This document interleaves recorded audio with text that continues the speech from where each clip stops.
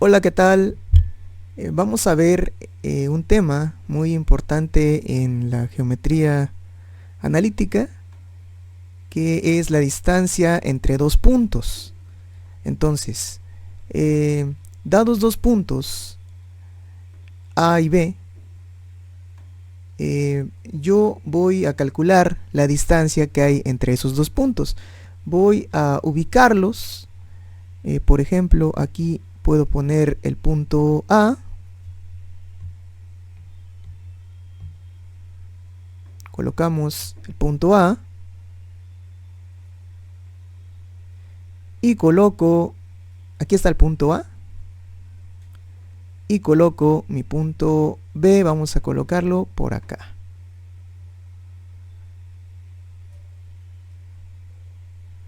Ok, ahora, yo quiero saber cuál es la distancia del punto A al punto B. Esta distancia es la que yo quiero conocer. Esta. Entonces, como sabemos, cada punto tiene sus coordenadas. Lo que vamos a hacer es colocar precisamente esas coordenadas. Si yo proyecto sobre los ejes, tengo las coordenadas. Aquí están las coordenadas del punto A, las coordenadas del punto B.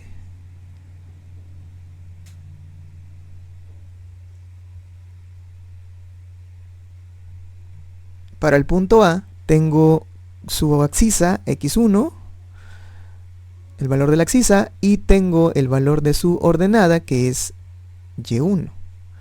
Para el punto B tengo x2, su abscisa, y tengo y2, su ordenada. Aquí quedó un poco. Ahí está, y2. Ahora, estamos en un plano cartesiano. Entonces, las coordenadas son rectangulares. Entonces yo aquí, si proyecto este segmento, vean lo que va a pasar.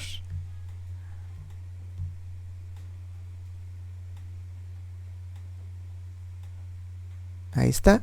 Formo un triángulo. Como pueden ver, estamos diciendo que estamos trabajando en un plano cartesiano, que sus coordenadas son rectangulares, entonces por lo tanto tenemos aquí 90 grados. Es decir, tengo un triángulo rectángulo, se ha formado un triángulo rectángulo. Y por lo tanto, yo podría calcular cuál es el valor de uno de sus lados mediante el teorema de Pitágoras, ya que el teorema de Pitágoras se aplica a triángulos rectángulos.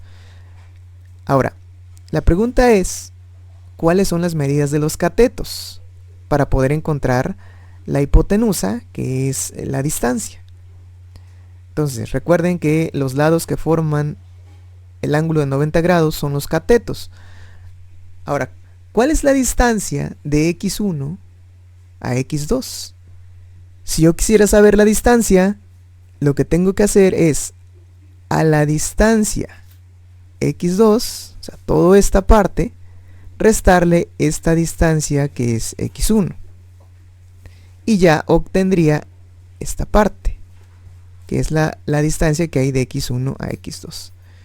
Entonces, pero esta distancia es x2, esta distancia es x1, entonces esta parte es restarle x2, a x2 le quito x1 y obtengo la distancia que quiero.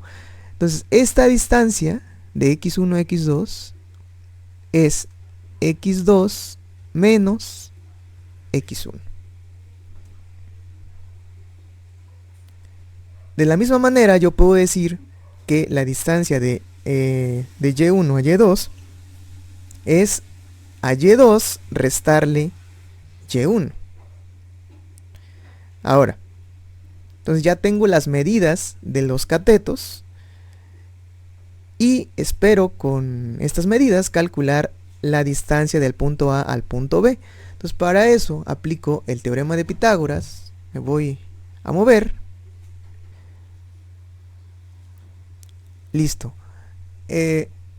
Y por el teorema de Pitágoras, yo sé que c cuadrada es igual a cuadrada más b cuadrada. O sea, el cuadrado de la hipotenusa es igual a la suma de los cuadrados de los catetos.